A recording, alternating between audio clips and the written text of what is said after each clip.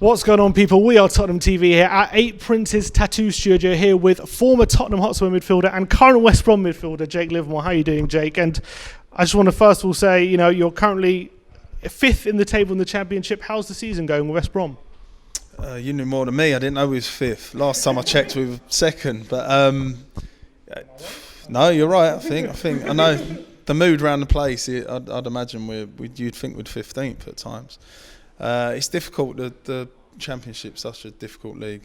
You Spurs fans wouldn't know too much about that, but it can. It's so volatile. You play so many games within a week, and you can be up and down. And the whole mood, I think, is so important just to keep on track. Is promotion the aim there? Are you very much fully sighted on? You hopeful of promotion this year? Yeah, definitely. I think as a club, it was disappointing to go down last season. So yeah, promotion's definitely where we need to be with the squad we got. You don't score many goals in your career, but a couple of them being against Spurs. You seem to have a thing for it, don't you? Yeah, no, don't remind me of that either. I haven't scored any this season either. But we have to draw you in the cup then. We're out of it now. We're out of the FA Cup now. Yeah, I don't score many, but I always seem to score against my old teams.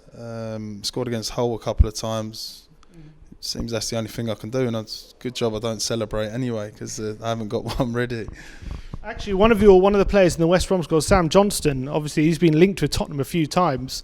I'm obviously not going to make you comment on transfer speculation, but as a goalkeeper, how highly is he rated among the English keepers, do you think? Yeah, he's top drawer. He's a really good lad as well. Football's football. Obviously, it looks like he's going to move on, and I think Tottenham will be blessed to have him in the squad because he's been brilliant for us since he's been at West Brom, and I think maybe it is his time to get that bigger move to help his England career. Talking about England, obviously you've had 7 caps, and it's easy to forget you actually played under Gareth Southgate quite a few times, right, for England. He's been a manager, obviously. Spurs have been linked with many times, but obviously we have Conte now. We're not going to think again Southgate, but how do you think Southgate as an England manager and as a manager overall? Do you know what I loved about Southgate is he was very direct and honest, which I think for a player, especially aging as I was at the time or am, just very honest, very blunt, very, manageable. He sort of said the teams we play against, when we're going to have most of the ball, obviously I need my creative players on the pitch, and the teams that we play against, we're going to have a bit more of a yin-yang of possession and need a bit more fight in the midfield. It'll be, that'll be the game where I need you, and I need you in and around the squad in general. So at least you know your role straight where you are. You can't, as a player, especially one, so I keep referring back to my age, it was the time when you just want to know where you stand. And obviously Gareth Southgate, he picked his England captain and he picked Harry Kane, who's now the current England captain. You obviously came through the academy with him and played a lot with him. If I told you back in 2009 or 2010 that Harry Kane would be future England captain, what would your response have been? I wouldn't have put my finger on that. However, I did say when we was at Hull, I was at Hull myself and Tom Huddleston, we were there and we were struggling for goals at the time. And I said, look, honestly, get this young fella in, Harry Kane. He'd had a few loans at the time, Norwich, Millwall, I believe. Didn't quite happen. I remember saying to Bruce and Stephen Clements, who was his assistant at the time, and I said, just get him in, he'll score goals. He was like, he's just because he's your mate. I said, look, he is, but it's nothing to do with that. He wants to go and play golf and I want to go and do other things. So it's not particularly just because he's my mate, but he will score you goals. And lo and behold, he's gone and done that in abundance, hasn't he? And by all accounts, and he captained me when at England when we was there, and he's the way he conducts himself and great. He's great. He's lovely to see someone who was that bit younger than me coming through now to be, that's what football's all about for me.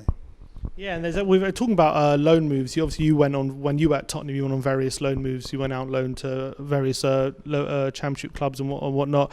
Tottenham are quite, at the moment, have a few youngsters like Jaffet Tanganga and Joe Rodon in the squad, and there's kind of a bit of a debate whether there's better to put them out on loan, get them experience, or should they just be part of the squad and get the minutes when they can. As a player who went out on loan and then came into the first team, what's your opinion on that?